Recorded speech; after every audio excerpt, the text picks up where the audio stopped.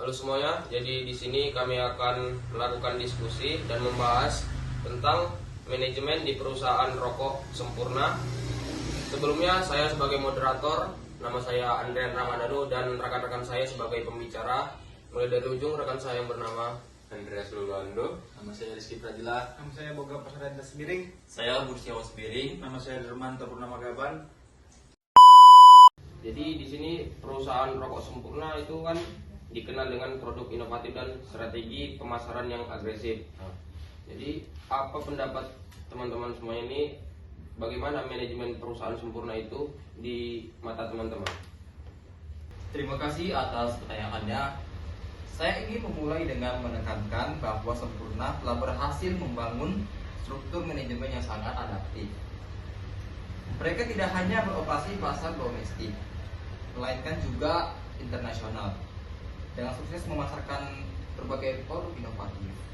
Manajemen mereka harus fokus mengembangkan produk yang sesuai dengan regulasi, terus berubah-ubah jika kebutuhan pasar itu yang berbeda-beda.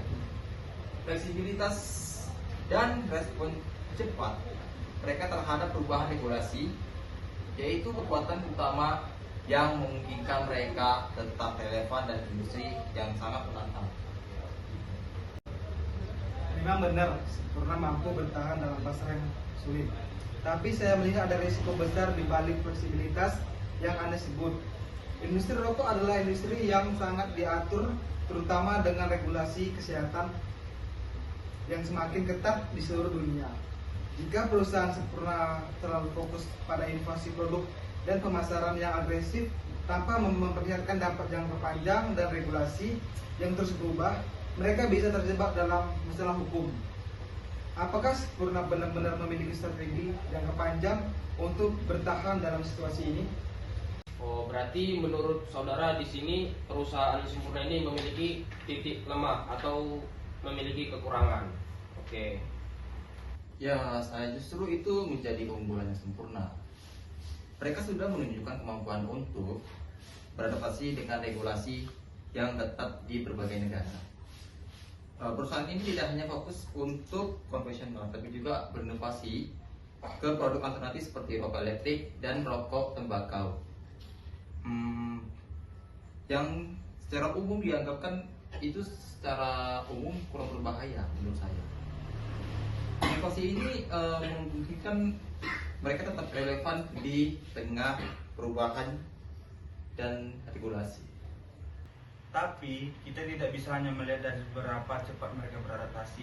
Industri tembakau adalah salah satu industri yang paling diawasi ketat, dan reputasi perusahaan sangat rentan terhadap perubahan opini publik. Jika Sempurna terlalu fokus pada inovasi tanpa membangun strategi komunikasi dan manajemen risiko yang kuat, mereka kehilangan kepercayaan konsumen. Apalagi dengan tren masyarakat yang semakin sadar bahaya tembakau, mereka punya strategi yang lebih dari sekedar inovasi produk.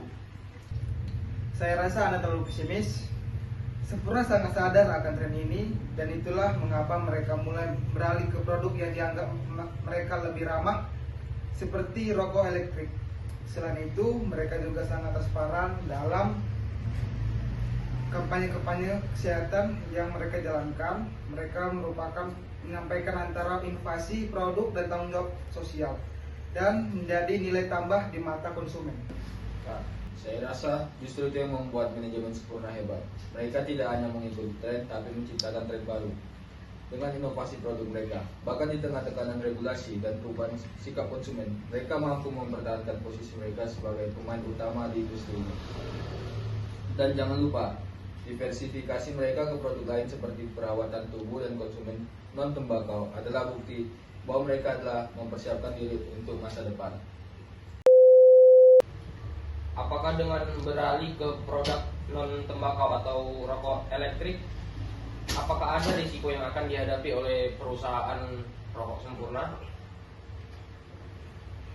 Tetap saja ada risiko besar di depan. Diverifikasi ke produk non tembakau mungkin bisa membantu, tetapi itu tidak akan cukup jika inti bisnis mereka terus terancam oleh regulasi perubahan sosial. Mereka perlu dari sekedar inovasi produk, mereka butuh strategi yang lebih komprehensif, termasuk membangun reputasi positif dan menghadapi tentang sosial terkait tembakau. Apa yang akan terjadi jika konsumen semakin menolak produk-produk tembakau di masa depan?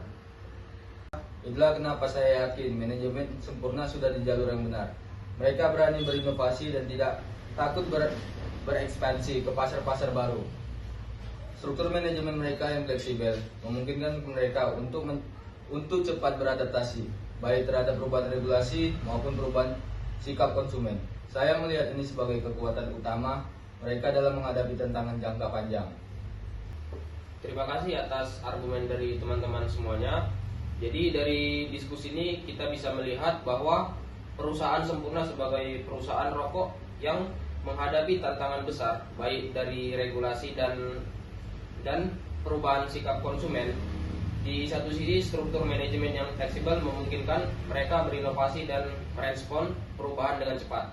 Namun di sisi lain kekhawatiran bahwa strategi jangka panjang yang kuat fleksibel tersebut mungkin tidak cukup untuk mengatasi tantangan yang lebih besar di masa depan.